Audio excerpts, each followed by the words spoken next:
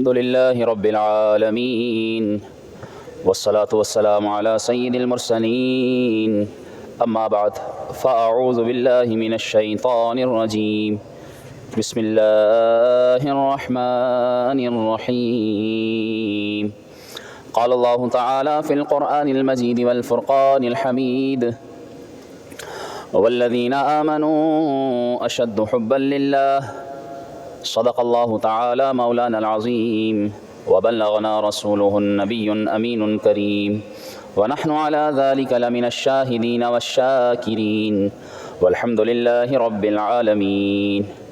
آج 15 شعبان المعظم 1446 ہجری 14 فروری سن 2025۔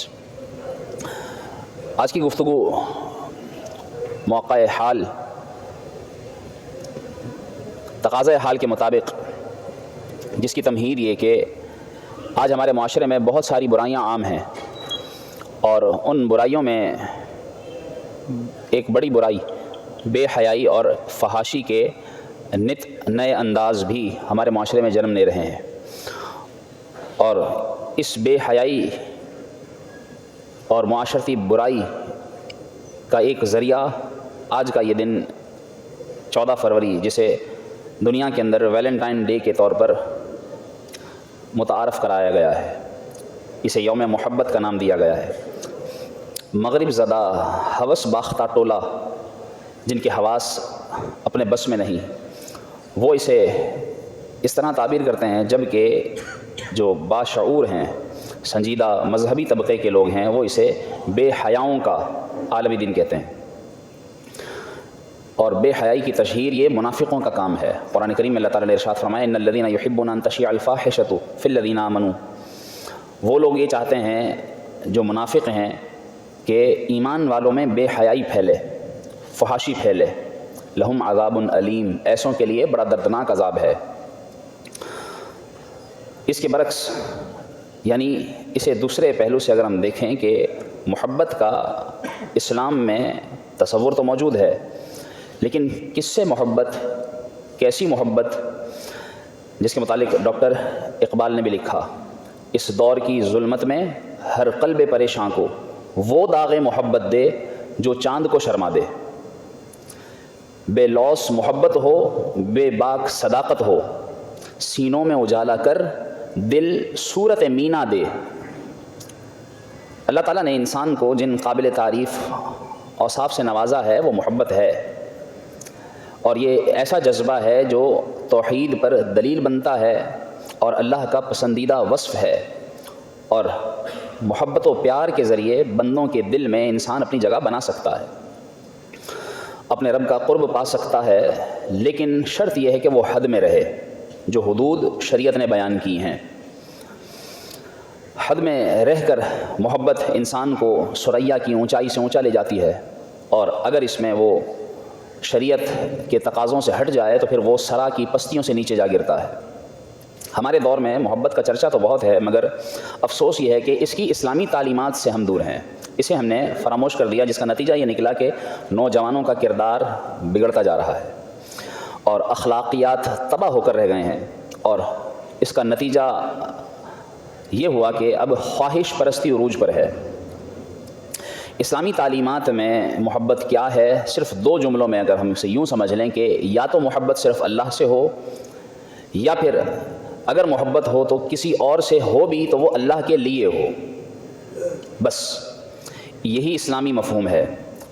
ورنہ اس سے اگر ہٹ کر ہو، اپنی ہوس پوری کرنے کے لیے جو تعلق بنایا جائے اور اس کو نام محبت کا دے دیا جائے، تو پھر وہ محبت تھوڑی، وہ تو نفس پرستی ہے، وہ تو ہوس ہے، اور فی زمانہ اسی کو محبت کہا جا رہا ہے۔ یاد رکھیے کہ اس دن کو مسلمانوں کے اندر جو اب عروج ملتا جا رہا ہے، اور معاذ اللہ جو گناہوں کے دروازے کھلتے ہیں، اور انہی مسلمانوں کے گھروں سے نوجوان بچے بچیاں، لڑکے لڑکیاں جو گھروں سے نکلتے ہیں، یا اس نام پر جو ایک بڑا ذریعہ فحاشی کا موبائل، جس کے ذریعے وہ اس دن میں بے حیائی کے مرتکب ہوتے ہیں، وہ سب ہمارے ہی گھروں سے ہو رہا ہے، اور یہ ہماری نظروں سے اوجھل کیوں ہے، یہ ہمیں غور کرنا چاہیے۔ ہمیں چاہیے کہ ہم خود بھی اسلامی تعلیمات سے آراستہ ہوں اور اپنی اولاد کو بھی اسلامی تعلیمات سے آراستہ کریں، ورنہ نتیجہ ہمارے سامنے ہے۔ یاد رکھیے کہ حقیقی مفہوم محبت تو یہی ہے کہ اللہ سے محبت ہو، کیونکہ انسان کو سب سے زیادہ محبت اللہ سے ہی ہونی چاہیے۔ یہ قرآن و سنت کی تعلیمات سے بھی ہے کہ اللہ تعالیٰ نے قرآن مجید میں ارشاد فرمایا والذین آمنوا، اور جو ایمان والے ہیں، اشد، وہ سب سے زیادہ بڑھ کر شدت سے محبت کس سے کرتے ہیں؟ حبا للہ، اللہ سے محبت کرتے ہیں، ان کی محبت اللہ سے ہوتی ہے، بس وہ ایمان والے ایسے ہیں۔ اور اپنے ضمیر سے بھی ہم اگر پوچھیں کہ جس رب نے ہمیں پیدا کیا، جس رب نے ہمیں یہ صورت دی، ہماری ٹھیک طرح سے یہ جسمانی ساخت بنائی، جس رب عز و جل نے ہمیں کمزوری سے توانائی کی طرف اور ہمارے جسم میں اللہ رب العالمین نے ہر صلاحیت کو پیدا فرمایا، اس طور پر بھی اگر ہم دیکھیں کہ جس نے ہمیں فہم و شعور عطا فرمایا، پھر نہ صرف یہ ظاہری جسم، پھر اس جسم کے لیے یہ اتنی ساری ان گنت بے شمار نعمتیں رب تعالیٰ نے ہمیں عطا فرمائی، تو نتیجے میں ہمیں اس رب سے محبت کرنی چاہیے۔ اور دل یاد رکھیے کہ قلبی میلان یہ محبت نہیں، بلکہ اللہ رب العالمین کے ساتھ تو محبت ایسا ناقابل بیان جوہر ہے جسے صرف محسوس کیا جا سکتا ہے۔ اس کے تقاضے انسانی جسم سے ظاہر ہو سکتے ہیں اگر ظاہر کرنا چاہے تو، کیسے کہ اللہ رب العالمین کی اس کے دل میں تعظیم ہو۔ میں یہ غور کروں، ہم سب یہ غور کریں کہ میرے دل میں اللہ کی کتنی تعظیم ہے۔ اگر اللہ کی تعظیم ہے تو کیا کسی اور طرف بندہ جائے؟ نہیں۔ اس کا مطلب یہ کہ ہم اللہ کی محبت سے دور ہیں۔ کیا اللہ رب العالمین کہ قرب اور رضا کے ہم طلبگار ہیں؟ یہ ہے اللہ سے محبت کا تقاضا۔ اللہ کی بارگاہ میں حاضری کا شوق ہے، کیونکہ فی زمانہ اگر ہم دیکھیں کہ جب انسان محبت کرتا ہے تو محبت کی صورت میں وہ جس سے محبت کرتا ہے اس کے پاس جانا چاہتا ہے۔ اگر اللہ سے محبت کرتا ہو تو اللہ کی بارگاہ میں آنا چاہے، لیکن نہیں آتا۔ مطلب یہ ہے کہ اللہ سے محبت نہیں ہے۔ اللہ رب العالمین کا خود کو محتاج سمجھے، وہ اللہ تبارک و تعالیٰ کے ذکر سے قرار پائے۔ اللہ کے ذکر سے اگر اسے قرار نہیں ملتا، اس کا دل بھاگتا ہے، تو پھر وہ منافق، وہ بجائے اللہ سے محبت کرنے کے دور ہے اس سے۔ اگر محبت کرتا ہوتا تو اس کے دل کو سکون چین ملتا اللہ کی یاد سے۔ اللہ نے تو فرما دیا الا بذکر اللہ تطمئن القلوب، سن لو، خبردار رہو کہ اللہ کے ذکر میں دلوں کا چین ہے، سکون ہے۔ لیکن افسوس کہ انسان کو اگر اللہ کی محبت سے چین نہیں مل رہا، اس کا مطلب وہ اللہ کی محبت سے دور ہے۔ اللہ رب العالمین کے ذکر کے بغیر وہ بے قرار ہو جائے۔ اور پھر یاد رکھیے، اگر ہم یہ دیکھیں کہ آج اگر ہم اللہ سے محبت سے محروم ہیں، اس کی چاشنی سے دور ہیں، کیوں دور ہیں؟ کیونکہ یہ ایک نور ہے اور یہ رب تعالیٰ کی عطا ہے، اور یہ اللہ تبارک و تعالیٰ اپنے نیک بندوں کو ہی عطا فرماتا ہے۔ اگر ہم اس سے دور ہیں، اس کی وجہ، اس کی رکاوٹ ہمارے گناہ ہیں۔ گناہوں کی وجہ سے انسان اس نور محبت الہی سے محروم ہو جاتا ہے۔ رسول اللہ صلی اللہ علیہ وسلم پر اللہ تبارک و تعالیٰ نے خاص تجلی فرمائی، اور یہاں تک کہ رسول اللہ صلی اللہ علیہ وسلم نے فرمایا فعرفت کل شیء، میں نے ہر چیز کو پہچان لیا۔ اللہ تعالیٰ نے فرمایا اے میرے محبوب، اب مجھ سے تو کچھ مانگ، کہ تو مجھ سے کیا سوال کرتا ہے؟ جب تجھ پر خاص تجلی ہے تو مجھ سے کچھ مانگ، سوال کر۔ تو رسول اللہ صلی اللہ علیہ وسلم نے کیا سوال کیا؟ الفاظ محبت آپ نے 3 بار ذکر فرمائے، اور کس طرح دعا مانگی، یہ دعا ہمیں بھی کرنی چاہیے۔ اللہ کی بارگاہ میں رسول اللہ صلی اللہ علیہ وسلم نے یہ دعا کی، اللہم انی اسألک حبک، یا اللہ میں تیری محبت کا تجھ سے سوال کرتا ہوں کہ تو مجھے اپنی محبت عطا فرما، وحب من یحبک، اور جو تجھ سے محبت کرتا ہے مجھے اس کی بھی محبت عطا فرما۔ اور تیسری بار کہا وحب عمل یقرب الی حبک، اور مجھے وہ عمل جس کی محبت مجھے عطا ہو جائے اور وہ عمل مجھے تیری محبت کے قریب کر دے۔ کس طرح رسول اللہ صلی اللہ علیہ وسلم نے بار بار محبت کو ذکر فرما کر دعا مانگی۔ آج ہم یہ دعا مانگتے ہیں، کبھی ہم نے اللہ تبارک و تعالیٰ کے لیے اس کی بارگاہ میں یہ دعا کی ہو کہ یا اللہ تو مجھے اپنی محبت عطا فرما۔ شاعر نے خوب کہا کہ محبت میں اپنی گما یا الہی، نہ پاؤں میں اپنا پتہ یا الہی، رہوں مست و بے خود میں تیری ولا میں، پلا جام ایسا پلا یا الہی، کہ یا اللہ ہمیں ایسی محبت دے دے کہ ہم تجھ میں گم ہو جائیں۔ اور یا پھر اللہ کے لیے محبت ہو، اگر کسی اور سے محبت ہے بھی، اسلامی تعلیمات میں اس کا تصور ہے، وہ کوئی اور کون ہے؟ مخلوقات میں سب سے بڑھ کر اگر کوئی محبت کے قابل ہے تو وہ رسول اللہ صلی اللہ علیہ وسلم ہے، کہ اللہ نے بھی اپنی شان کے لائق حضور سے محبت فرمائی ہے۔ جس کا حسن اللہ کو بھی بھا گیا، ایسے پیارے سے محبت کیجیے، ایسے پیارے کو اپنا محبوب بنائیں۔ قل ان کنتم تحبون اللہ فاتبعونی یحببکم اللہ، کہا رسول اللہ صلی اللہ علیہ وسلم سے کہ ان سے فرما دیجئے کہ اگر تم اللہ سے محبت کرتے ہو تو اس کی محبت کا ایک تقاضا یہ بھی ہے کہ تم رسول اللہ کی پیروی کرو، رسول اللہ صلی اللہ علیہ وسلم سے محبت کرو۔ آپ صلی اللہ علیہ وسلم وہ ہستی ہیں جس نے ہمیں انسانی اقدار کی پہچان کرائی ہے۔ آپ صلی اللہ علیہ وسلم سے وابستگی یہ دنیا میں کامیابی کی ضمانت ہے، اور آخرت میں آپ ہی کی شفاعت ہمارا سہارا ہے۔ یقیناً رسول اللہ صلی اللہ علیہ وسلم نے فرما دیا، الا لا ایمان لمن لا محبت لہ، سن لو جب تک تمہارا کامل ایمان کامل نہیں ہو سکتا جب تک تمہارے لیے میری محبت سب سے بڑھ کر نہ ہو جائے۔ تو معلوم ہوا کہ یہ بھی ایمان کا حصہ ہے۔ آپ صلی اللہ علیہ وسلم کی محبت مل جائے تو ایمان کی مٹھاس محسوس ہو جاتی ہے، اور جنہوں نے حضور سے محبت کی ہے یقیناً ان عاشقان جانے جانا صلی اللہ علیہ وسلم کی داستانوں سے تاریخ بھری پڑی ہے۔ اگر حضور کی محبت مل جائے تو موت بھی مزہ دیتی ہے، اور اگر حضور کی محبت سے بے بہرا ہوں تو پھر انسان کی زندگی بھی تکلیف بن جاتی ہے۔ اس لیے ہمیں چاہیے کہ رسول اللہ صلی اللہ علیہ وسلم سے محبت کریں، اللہ سے محبت، پھر اس کی مخلوق میں رسول اللہ سے محبت، اس کے بعد تیسرے نمبر پر اللہ کی محبت کے ذرائع جو بنتے ہیں، کیا کہ اس کے پیارے بندوں یعنی رسول اللہ صلی اللہ علیہ وسلم کے صحابہ، اہل بیت، آپ صلی اللہ علیہ وسلم کی جو صحابہ کرام علیہم رضوان کی ایک بڑی تاریخ ہمیں ملتی ہے کہ ان صحابہ سے محبت، اور اس کے بعد پھر اللہ کے اولیاء، اللہ والوں سے محبت۔ کیا حضور علیہ السلام نے دعا فرمائی ہے، وَحُبَّ مَن يُحِبُّكَ، یا اللہ مجھے اس کی محبت دے جو تجھ سے محبت کرتا ہے۔ تو یہ سب اللہ والے بھی اللہ سے محبت کرتے ہیں، تو ان کی محبت بھی اللہ کی محبت کا ذریعہ ہے، اللہ کے قرب کا ذریعہ ہے۔ اور ساتھ ساتھ جن سے محبت یعنی حسن سلوک کا اللہ نے ہمیں حکم دیا ہے، والدین، اولاد، رشتہ دار، ان کی محبت، ان سے محبت کے ذریعے انسان اللہ کی محبت تک جائے۔ پھر ساتھ ساتھ غریب، کمزور، ایسی اللہ کی مخلوق جو ناتواں ہے، ان سے محبت، یہ بھی اللہ کی محبت کا ذریعہ ہے۔ پھر ساتھ ساتھ دین کے طالب علم جو اللہ کے دین کے خدمتگار اور خدمت گزار بنتے ہیں، ان سے محبت کیا جائے۔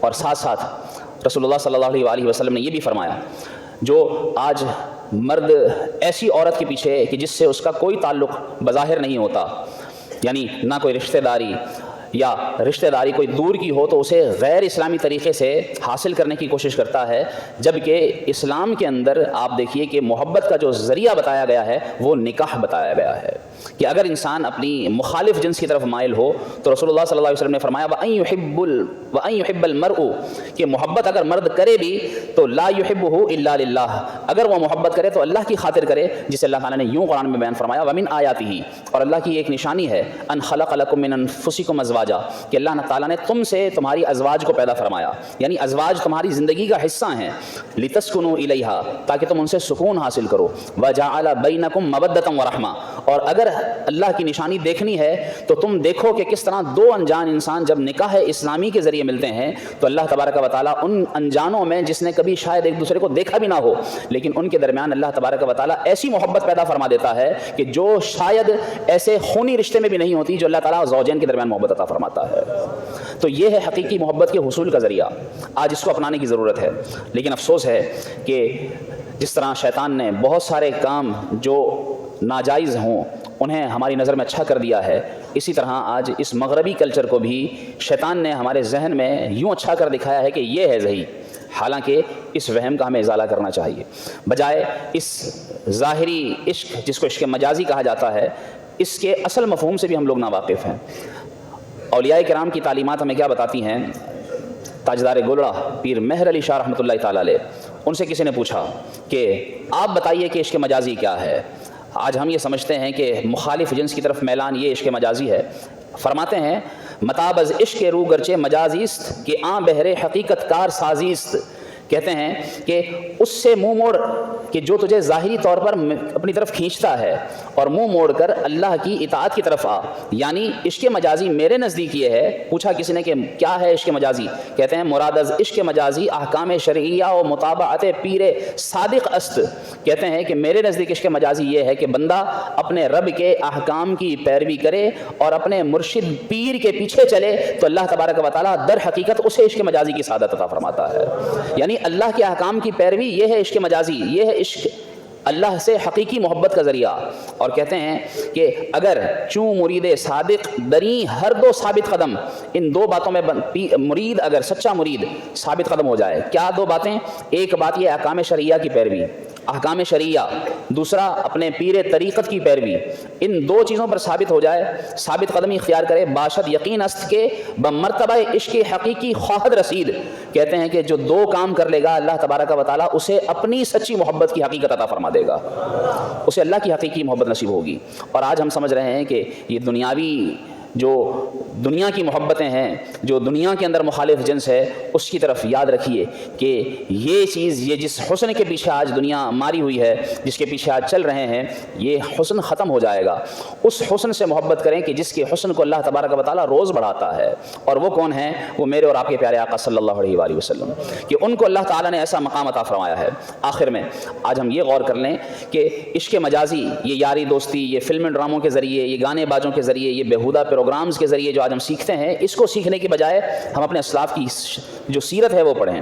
عاصم بن عبید رضی اللہ تعالیٰ عنہ، ان کے بارے میں آتا ہے کہ ابو عاصم عبید بن عمیر لیسی اللہ تعالیٰ کے ایسے نیک بندوں میں سے ہیں کہ جن کی حلقہ درس کے اندر حضرت عبداللہ بن عمر بھی شرکت کیا کرتے تھے۔ اتنے بڑے صحابی جو فقیہ صحابی ہیں، وہ بھی ان کے حلقہ درس میں بیٹھتے تھے۔ اللہ نے انہیں بے پناہ حسن سے نوازا تھا۔